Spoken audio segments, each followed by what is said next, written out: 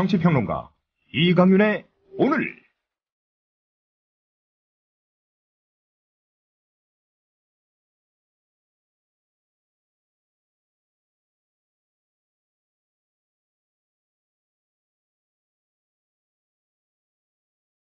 안녕하십니까? 12월 1일 화요일, 새 달이자 올해 마지막 달의 첫날 시작합니다. 오늘은 조금 평소보다는 긴 오프닝을 하나 준비했습니다. 두 아이의 엄마이고 36살에 세상을 떠난 어느 여성분의 블로그 마지막 글입니다. 대장암 4기 진단을 받고 다른 신체 중요 장기에까지 전이가 됐고 무려 25번의 방사선 치료와 40번의 화학요법 치료에도 결국 세상을 떠난 분입니다. 그녀가 자신의 블로그에 남긴 마지막 글 공유합니다. 살고 싶은 나날이 저렇게 많은데 저한테는 허락하지 않네요. 아이들 커가는 모습도 보고 싶고 이런저런 마누라 노릇도 더 하면서 늙어보고 싶은데 그럴 시간을 안 주네요. 매일 아침 아이들에게 일어나라고, 서두르라고, 이 닦으라고 소리 지르는 나날이 너무나 큰 행복이었더군요. 장례식 문제를 미리 처리해 놓고 나니 매일 아침 일어나 아이들 껴안아주고 뽀뽀해 줄 수 있다는 게 새삼 너무 감사했습니다. 얼마 후 저는 그이의 곁에서 잠을 깨는 기쁨을 잃게 될 것이고 그이는 무심코 커피잔 2개를 꺼냈다가 한 잔만 타도 된다는 사실에 슬퍼하겠죠. 딸 아이 머리 따줘야 하는데 또 아들 녀석 레고의 어느 조각이 어디에 있는지는 저만 아는데 누가 찾아줄까요? 6개월 시한부 판정을 받고서도 무려 22달이나 살았습니다. 그렇게 1년을 보너스로 얻은 덕에 초등학교 입학 첫날 아들을 학교에 데려다주는 기쁨을 품고 갈 수 있게 됐습니다. 녀석의 첫 번째 흔들거리던 이빨이 빠져서 그 기념으로 자전거를 사주러 갔을 때는 정말 행복했어요. 보너스로 얻은 1년 덕분에 30대 중반이 아니라 30대 후반까지 살고 갑니다. 중년의 복부 비만, 늘어나는 허리둘레, 그런 거 한번 가져봤으면 좋겠습니다. 휘어지는 머리카락, 그것도 한번 뽑아봤으면 좋겠고요. 그만큼은 살 수 있다는 얘기잖아요. 저는 한번 늙어보고 싶습니다. 제 이 마지막 글을 읽게 되실 여러분들, 부디 삶을 즐기면서 사십시오. 그리고 두 손으로 삶을 꼭 붙드세요. 저는 내일이 있는 여러분이 너무 부럽습니다. 두 아이의 엄마인 이분이 그렇게도 부러워했던 오늘을 우리는 살고 있습니다. 물론 그것만으로도 행복할 수 있을 겁니다. 그렇지만 좀 더 인간답게 내가 갖고 있는 것 때문에 다른 사람에게 미안해지지 않아도 좋을 만큼만 갖고 상식과 원칙이 항상 지켜져서 여간에서는 특별히 서로 화낼 일 없는, 부딪힐 일 없는 그런 세상 만들어야 하지 않을까 싶습니다. 우리 자녀 생은 물론이고 우리 다음 세대를 잇게 될 아이들에게도 그런 사회를, 적어도 그런 사회의 기틀은 만들어서 줘야 하지 않을까 싶습니다. 우연히 접하게 된 어느 여성분의 블로그 글이었습니다. 이런 내용은 국내외 어디에도 숱하게 많습니다. 그럼에도 불구하고 제가 오늘 이 글을 고른 이유는 올해도 마지막 한 달밖에 남지 않았고 시간이라는 것을 같이 좀 생각해 보고자 함이었습니다. 잠시 후 시작합니다. 아직도 콘도 회원권 분양받으세요? No. 저렴한 금액으로 회원권을 이곳에서 구입하세요. 전국에 있는 모든 콘도 회원권, 여러분이 찾는 회원권에 관한 정보가 모두 있습니다. 회원권 114, 대한민국 대표 회원권 거래소 회원권 114, 인터넷과 모바일 앱에서도 검색할 수 있습니다. 02544-6114, 02544-6114. 지금 바로 전화주세요. 회원권 114. 대한민국 투어. 우리 국민TV 남덕수 조합원님께서 운영하시는 이 대한민국 투어. 이분이 그 20년 경력의 베테랑입니다. 이분의 어떤 경험을 여러분께서는 그냥 버스에 앉아가지고 다 빼먹는 거예요. 20년 동안 쌓아둔 그 빅데이터. 그렇죠. 버스가 이제 28인승 최고급 리무진 버스도 있고 45인승 좀 더 많은 분들이 타실 수 있는 이런 버스도 있으니까 고급진 여행도 바로 남덕수 조합원님과 함께라면 가능하다. 문의 전화는요 1599-2686번입니다. 1599-2686. 버스 여행하면 2686이 딱 생각이 나네요 벌써. 1599-2686번 아니면 네이버나 다음 같은 그 검색창에서 대한민국 투어 이렇게 검색하셔도 되고요.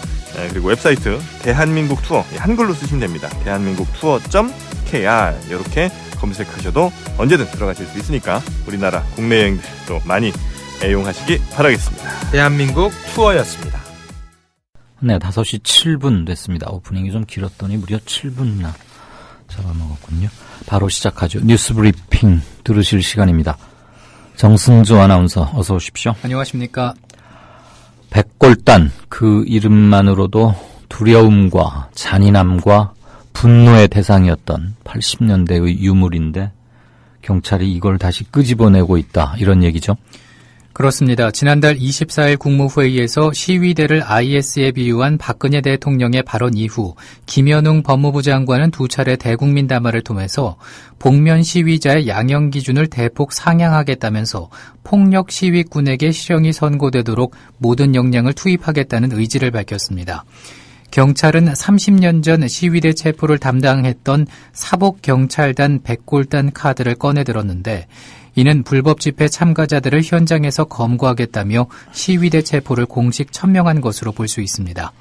경찰은 오는 5일로 예정된 전국 농민의 총연맹과 백남기 범국민대책위의 집행 행진도 모두 금지했습니다. 단체 측은 그러나 어떤 방식으로든 당일 집회를 강행한다는 입장이어서 양측 간 긴장이 고조되고 있는 상황입니다. 네. 경찰이 백골단까지 부활시켜가면서까지 시위대를 막으려는 이유, 짐작은 합니다만 뭐라고 밝히고 있습니까? 예. 경찰은 그 이유에 대해서 오는 5일로 예정된 2차 민중총궐기 집회를 폭력 집회 변질 우려를 이유로 들었습니다. 하지만 평화로운 집회 시위를 지지한다는 경찰은 조계종 화쟁위원회 중재는 사실상 거부한 상태입니다. 경찰은 지난달 30일 화쟁위에 범법자와의 대화는 화쟁이 중재 대상이 되지 않는다는 서면 답변서를 보냈습니다. 네. 오는 5일에 있을 집회에서 주최 측이 평화 집회 원칙을 여러 차례 천명했는데도 경찰은 미리 집회 자체를 불허했어요. 그렇습니다. 구은수 서울지방경찰청장은 평화 시위와 준법 시위는 엄연히 다른 것이라면서 평화 집회를 내세워도 시민 불편을 야기한다면 준법 집회가 아니라고 선을 그었습니다. 강경 일변도인 경찰 입장에 대해 일부에서는 정부가 불법 집회 금지를 빌미로 공권력 우위를 보여주려는 것 아니냐는 분석도 제기됩니다. 건국대 법학전문대학원 한상희 교수는 평화적인 집회 노력에도 경찰은 대화를 모두 단절하고 강공 드라이브를 걸고 있다면서 이는 공안정국을 만들어내서 내년 총선에 유리한 국면을 만들어내기 위한 전략이라고 꼬집기도 했습니다.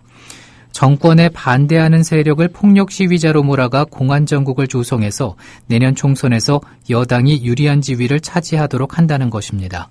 한 교수는 경찰이 진정으로 민주적인 집회를 보장하기 위해서는 참가자들과의 대화를 통해서 보다 많은 시민들의 의견이 표출되는 기회를 만들어줘야 한다고 지적하기도 했습니다. 네. 오는 5일 집회금지 무효화 이런 거에 대해서 진보단체들이 그 집행 정지해달라 이런 신청서 냈죠? 예. 시민단체들이 오는 5일로 예정된 서울 도심 대규모 집회를 허용하지 않은 경찰 통보의 효력을 정지시켜달라면서 법원에 집행 정지 소송을 냈습니다. 100여 개 시민단체로 구성된 백남기 범국민대책위는 오늘 서울지방경찰청장을 상대로 5개 집회 금지 통고 처분에 대한 집행 정지 신청을 서울행정법원에 냈습니다. 앞서 백남기 대책위는 전국 농민의 총연맹이 오는 5일 서울 도심에서 10,000명 규모로 열겠다며 신청한 집회를 경찰이 금지하자 그제 서울광장에서 종로를 거쳐 대학로까지 7,000명이 행진하겠다는 신고서를 추가로 제출했지만은 경찰은 집회를 허가하지 않겠다고 통보했습니다. 이에 대해서 백남기 대책위 측은 집회를 열겠다는 방침에는 변함이 없고 가능한 합법적이고 평화적으로 진행되는 방법에 대해서 논의하겠다는 입장을 밝혀왔습니다. 네. 5일 내 또 문제가 훨씬 더 지난 11월 14일 집회보다 훨씬 더 초장부터 심각하게 되는 거 아닌가. 그런 것을 유도하기 위해서 좀 덫을 치고 있는 건 아닌가. 그런 느낌을 지우기가 좀 힘듭니다. 조계종 화쟁위원회가 내부 대화의 장을 마련하겠다라고 밝혔죠? 예. 조계종 화쟁위원회는 어제였습니다. 조계사 신도 일부가 한상균 민주노총 위원장을 찾아가 퇴거 요청한 것과 관련해서 내부 대화장을 마련할 것이라고 밝혔습니다. 화쟁이 정운기 대변인은 오늘 조계사 앞에서 긴급 기자회견을 열고 일부 신도들의 우발적 행동은 신도들 의견을 충분히 듣지 못한 위원회의 책임이라면서 이같이 밝혔습니다. 이어 서울도심에서 5일에 예정된 대규모 집회를 평화의 지대로 만들어서 평화 시위 문화의 전환점으로 만들 것이라고 설명하기도 했습니다. 네. 또 노동법 개정과 관련한 사회적 대화기구를 만들 것이라면서 정부 여당의 적극적인 동참을 요구하기도 했습니다. 자, 민변과 여러 시민단체가 역사교과서 국정화 조치에 대해서 헌법 소원을 내겠다는 거죠? 그렇습니다. 시민단체들이 정부의 역사교과서 국정화에 대해서 헌법 소원을 제기합니다. 민주사회를 위한 변호사 모임과 시민사회단체 연대회의 등은 오늘 기자회견을 열고 한국사 국정교과서 확정고시에 대해서 헌법소원 심판을 청구하겠다고 밝혔습니다. 이들은 역사교과서 국정화는 교육의 자주성과 정치적 중립성이라는 헌법 원칙에 어긋난다면서 앞으로 2주 동안 추가로 청구인을 모아서 함께 헌법소원을 제기할 예정이라고 설명했습니다. 앞서 지난달 11일에는 민변 소속 장덕천 변호사가 초등학생인 자신의 아들을 대리해서 역사교과서 국정화는 학생의 교과서 선택권뿐 아니라 부모의 자녀에 대한 교육권도 제한한다면서 헌법소원 심판 청구서를 냈습니다. 네. 세월호 특조위가 오는 14일부터 16일까지 사흘간 진상규명 청문회 열겠다고 공식 밝혔죠? 예.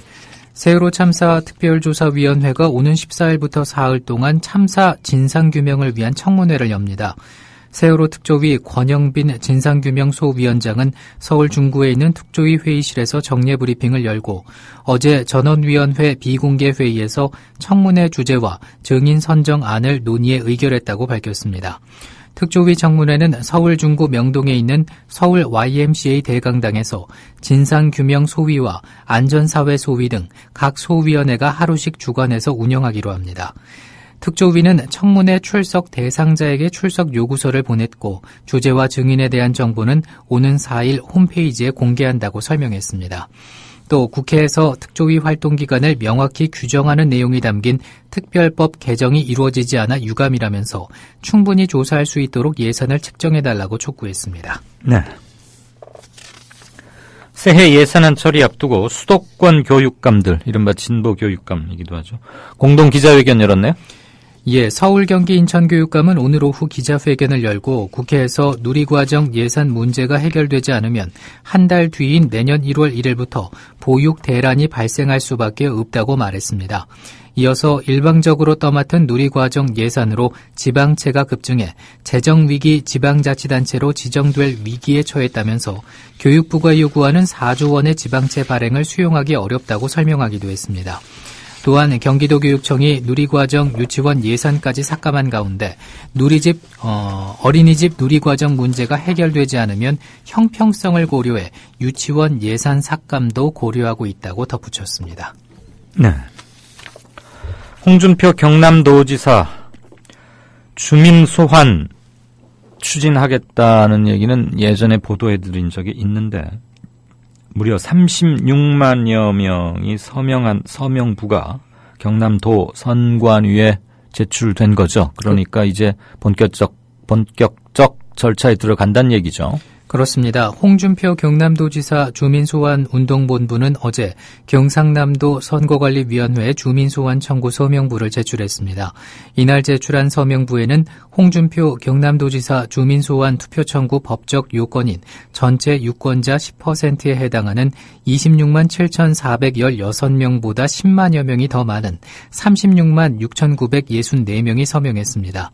운동본부는 홍준표 지사의 주민 소환은 도민을 무시하고 온갖 악정을 저지르는 아집과 독선을 심판해 무상급식을 되살리고 민주적 도정을 실현하기 위한 것이라면서 그러기에 우리는 지난 120일 동안 자신의 생업을 포기하면서까지 거리에서 상가에서 행사장을 누비며 서명을 받아왔다고 토로했습니다. 그렇군요. 여자친구를 감금하고 폭행한 의학전문대학원생, 그 학생들이 속해 있는 소속 대학에 대한 비난 여론 때문에 결국 학교에서 뒷북으로나마 징계 절차에 들어갔다는 얘기죠? 예. 의학전문대학원생이 여자친구를 폭행했다가 벌금형을 선고받은 것과 관련해서 대학 측이 해당 학생에 대한 징계 수위를 결정할 방침입니다. 학교 측은 당초 법원의 최종 판결이 나온 뒤에 해당 학생을 처분하겠다는 뜻을 밝혔다가 이 사건에 대한 사회적 공분이 커지자 뒤늦게 징계에 나섰다는 비판이 제기되고 있습니다. 해당 대학교에 따르면은 긴급 학생지도위원회를 소집해서 후속 조치 등을 논의하고 오늘 오후 추가 절차를 거쳐 징계 수위를 결정할 방침입니다.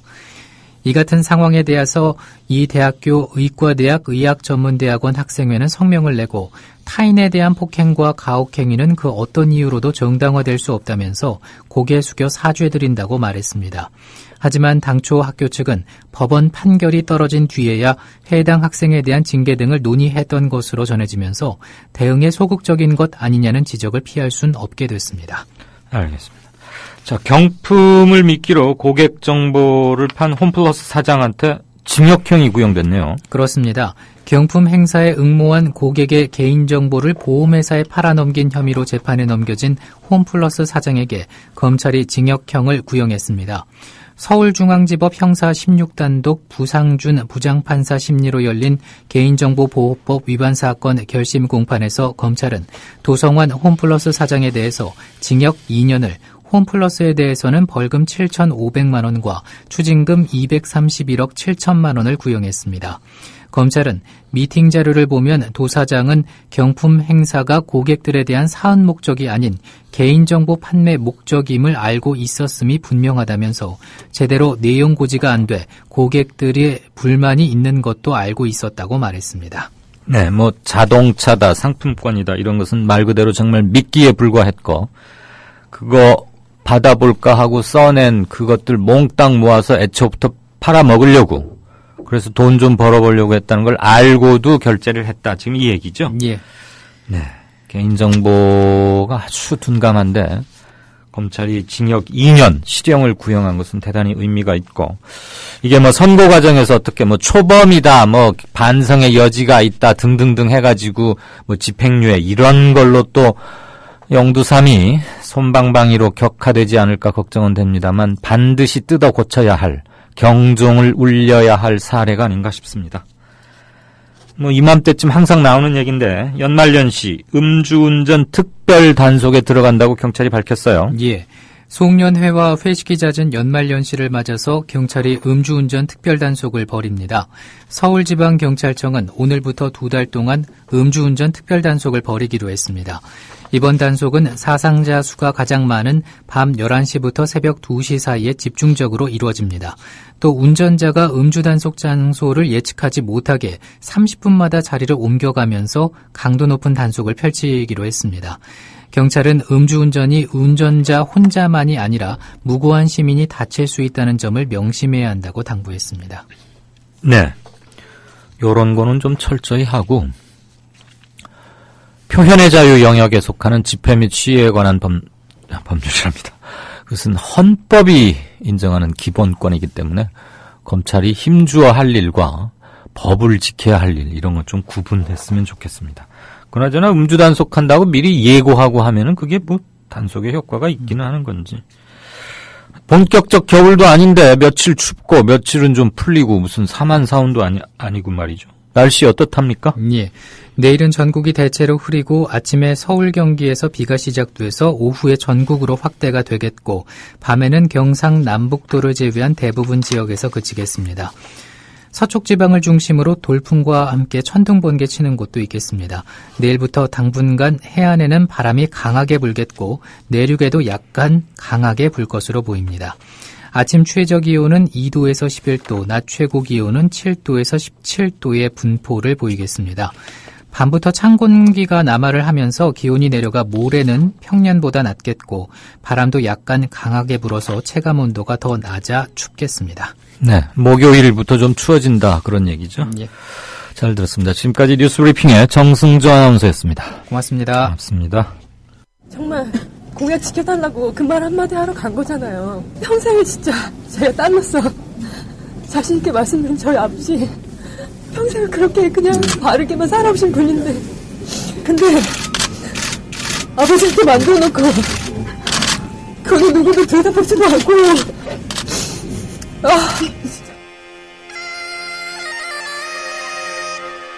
특히 복면 시위는 못하도록 해야 할 것입니다.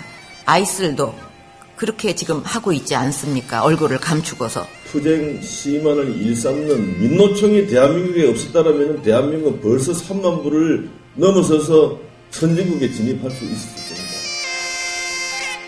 복면 등으로 얼굴을 가리고 익명성에 기댄 폭력 시위꾼들에 대해서는 원칙적으로 실형이 선고되도록 모든 역량을 투입하겠습니다. 협박에 지배당한다면 우리는 시민이 아닙니다.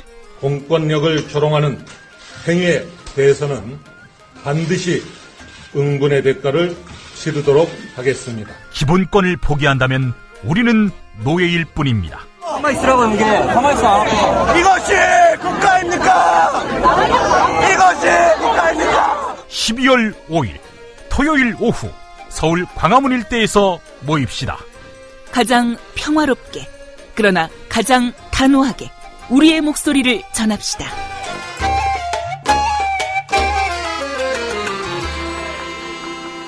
우리의 힘은 작지만 합치면 커집니다. 12월 5일 오후 서울 광화문입니다. 이강윤의 오늘, 이제는 정가 산책으로 함께합니다. 정치권 동향 생생하게 풀어드릴 분은요. 네, 한국일보 양정배 기자, 안녕하세요. 네, 안녕하세요. 이건 뭐 중계방송하는 것 같아서 참 그런데 기사 쓰는 입장이나 앵커 입장이나 조금씩의 변화가 앞으로 가져올 상당히 중요한 의미를 띌 수도 있기 때문에 안 할 수도 없고 말이죠. 네. 새정치연합 내에서 문재인 대표의 결단을 촉구하는 일이 자꾸 뭐 이렇게 하나씩 불거져 나오고 있어요. 예, 그렇습니다. 안철수 의원이 지금 혁신 전당대회를 제안했고, 네. 지금 그 문제 때문에 사실 뭐 굉장히 좀 당 상황 자체가 굉장히 혼란스러운 상황인데요. 네. 그런데 여기다가 문재인 대표의 측근으로 꼽히는 노영민 의원이 사실 말하기도 그런 사실 사실 현행법 위반이거든요. 이 가짜 단말기를 사업장이 아닌 곳에서 뭐 액수가 크지는 않았고 또 오래된 일이다 뭐 이렇게 그냥 넘길 수 있을까? 그냥 넘기는 게 맞나? 뭐 이런 생각을 할 수밖에 없는 상황이고요. 네. 그리고 또 그 신기남 의원 같은 경우는 그 로스쿨에 다니는 자녀, 이 로스쿨 시험 때문에 사실 뭐 로스쿨 그 학교의 이 원장, 학장과 부학장도 만났다는 것 아닙니까? 예.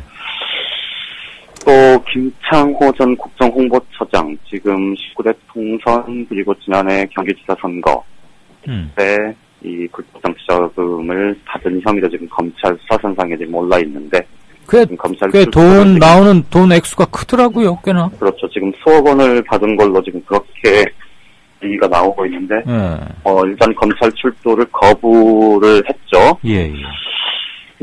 여러 가지 상황으로 보면 어쨌든 문재인 대표가 뭐 직접 뭐 관여하고 있는 일은 아니지만 개입 있는 일은 아니지만 어쨌든 이번 사안들에 대해서 어떤 모습을 보여주느냐가 이 문재인 대표에 대한 또 다른 평가의 한 축이 될 수 있는 상황과 조건이 지금 그렇게 갖춰져 있는 것 같습니다. 대표란 항상 총괄적, 포괄적, 모든 자기 의지와는 상관없는 상황에 대해서도 결국은 일정 부분 도의적 책임이라도 지는 자리니까. 그렇죠. 그래서 특히나 이제 신기남 의원 같은 경우는 뭐 전직 열린우리당 시절에 이제 당 대표를 지냈던 그 수도권 중진이기도 하고, 노영민 의원 같은 경우는 뭐 문재인 대표의 최측근 중에 한 명으로 꼽히기도 하고, 또 김창호 전 국정홍보처장 같은 경우도 뭐 이른바 대표적인 치서인사 중에 한 명이고요. 그런 상황까지 맞물리면서 문재인 대표가 이번 사안들에 대해서 이런 논란들에 대해서 어떻게 과감하게 상황을 좀 정리해 나갈 수 있겠느냐, 그런 모습을 보여주느냐가 또 문재인 대표에 대한 평가, 그리고 현재 당 안팎으로 처해 있는 굉장히 혼란스러운 지금 새정치민주당 내부 상황에 대한 그 민심이 바라보는 뭐 평가하고 바라보는 하나의 지점일 수 있다, 이런 생각이 듭니다. 문재인 대표 입장에서는 뭐 다소 좀 과하게 상황을 뭐 끌어가는 것처럼 이렇게 정책적인 부담이 커질 수 있을지 모르겠지만 그런 부분들을 좀 맺고 끊는 그런 좀 과감함이 필요한 때가 아닌가 싶습니다. 물론 그 경주로 따져보면 오늘 일부 언론에서 보도가 됐었던 새누리당 김태원 의원 같은 경우에 지난번에 그 로스쿨에 다니는 자녀의 특혜 취업 문제도 한번 논란이 됐었던 의원인데요. 이 의원 같은 경우는 자신의 이 지역구 내에서 이 후원금을 받았는데 그 후원금을 받은 사람들 중에 일부가 이 개발 사업으로 해서 이렇게 토지가 이제 정부에 땅이 수용되는 그 대상자들이었다는 것 아닙니까? 본인은 뭐 전혀 모르고 있었다고 발뺌을 하지만 어쨌든 개연성에서 보면 사실은 돈의 액수나 뭐 이런 것들로 보면 노영민 의원이나 이런 경우보다 훨씬 좀 무거운 지점이긴 하지만 그건 그거고 어쨌든 새정치연합 내부에 지금 전반적으로 문재인 대표가 처해 있는 상황과 조건들을 감안을 하면 이번 논란들에 대해서 문 대표가 좀 단호한 결단을 좀 보여줘야 되는 것 아닌가, 그런 생각이 듭니다. 그 안철수 의원이 이제 혁신안 그 얘기한 것 중에 하나가 부정부패, 뭐 부패 세력과의 척결, 그다음에 낡은 진보 청산 뭐 이런 거가 들어 있잖아요. 네네. 그런데 지금 그때 이제 그런 말을 계속해서 하니까 대법원에서 결국 유죄 판결이 나온 한명숙 전 총리 문제. 근데 이번에 또 김창호 전 국정홍보처장이든가? 네네. 여기도 뭐 친노로 분류가 될 수 있는 충분한 사람이고, 그렇죠. 지금 저 지역 당협위원장도 맡고 여기저기 출마도 나왔는데 더군다나 조금 고약한 게 돈을 받았다는 업체가 그냥 뭐 견실하게 잘 기업하고 있으면서 그냥 친분 관계로 일테면 학교 친구거나 뭐 고향 친구 이래서 준 게 아니고 지금 그 돈을 줬다는 업체도 지금 어마어마하게 큰 수사를 받고 있잖아요. 그렇죠. 지금 대표가 구속이 돼 있는 거고. 네. 얘기 들어보니까 만약에 검찰이 생각하고 있는 게 맞다면 그것도 굉장히 고약한 아주 악질적인 범죄에 가까운 경제사범이던데 그렇죠. 거기로부터 그렇게 큰 금액을 받았다는 게 아주 지금 성격이 고약한 거죠. 그렇다면 뭔가 뭐 힘을 써줬거나 이런 거 아니겠느냐. 그렇다면 음성적으로 주는 돈 중에 깨끗한 돈이 어디 있겠습니까만은 이건 혼탁도를 따지면 굉장히 지저분한 돈, 범죄에 연루됐을 가능성마저도 거론되는 돈이기 때문에 고약한 것 같고, 이렇다고 보면 이제 이 모든 것들이 문재인 대표에게는 정치적으로 우군으로는 전혀 작용할 수 없는, 지금 우리 양 기자 리포트의 포인트는 그거죠. 그렇죠. 그러니까 말씀드린 대로 그러니까 문재인 대표가 지금 현재 처해 있는 상황 조건 자체가 평상시와는 훨씬 더 다르게 좀 단호함을 요구하는 때다, 이런 말씀을 드리는 거고요. 네. 그런 부분들에 대해서 아마 당 안팎에서도 이런저런 조언들이 있지 않을까 싶습니다. 네. 그나저나 뭐 그렇다고 또 범죄 혐의가 최종 소명되고 최종 유죄로 밝혀지기 전에 미리 잘라내기도 조금은 어려운 문제도 있고 하니까 이것 때문에 그렇죠. 어쨌거나 뒷말은 며칠간 계속 나오고 문 대표를 흔들려는 측에게는 충분한 공격거리, 빌미를 제공하는 것이고. 그렇죠. 안 좋군요. 네, 상황이 모두 다 지금 그런 거에 휘말리고 정력 낭비할 때가 아닌데. 그러니까 자, 지금 예, 말씀. 당 전체 상황이 수차례 거듭해서 말씀을 드립니다만, 네. 안철수 의원이 잡고 있는 그 스탠스가 결국은 시경 전체를 굉장히 좀 곤란하고 어려운 처지로, 어려운 상황으로 계속해서 내몰고 있는 듯한 그런 형국이어서 굉장히 좀 답답한 거죠. 정치부 기자실에서도 아주 최고수급이시니까 하나 좀 물어보십시다. 그냥 편하게 대답해 주세요. 네. 안철수 의원이 뭐 주 내로 대답해라 뭐 그런 압박까지 이제 한 단계 더 어제 광주에서 내놨던데 차라리 네네. 좋다. 그럼 받아들이자. 그래 총선하자. 아니 전당대회 하자. 그리고 그걸로는 이제 모든 거 끝내고 그 뒤로는 아무 소리 않는 거다. 실은 전당대회 하고 나면 후유증이 너무 커서 그게 문제인데 그렇게 하고 돌파하는 것은 어떻게 생각해요? 아니 뭐 돌파를 할 수는 있는데요. 그리고 어제도 잠깐 말씀드렸듯이 지금 현 상황에서 전당대회를 하면 진리가 없죠. 문재인 대표가 다시 출마를 하기 참 뻘쭘하지 않겠습니까? 그 자체가. 그런데 설령 출마를 하게 되면 안철수 의원하고